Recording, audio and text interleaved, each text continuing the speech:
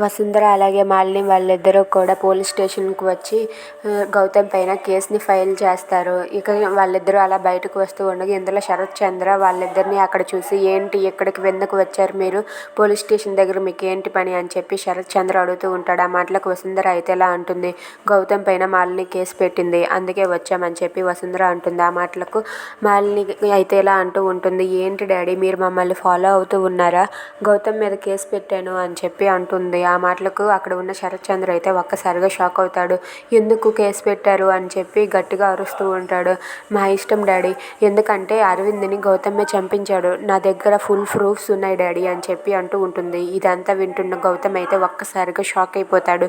ఏంటి మాలిని నా మీద కేసుని ఫైల్ చేసిందా అని చెప్పి అనుకుంటూ ఉంటాడు.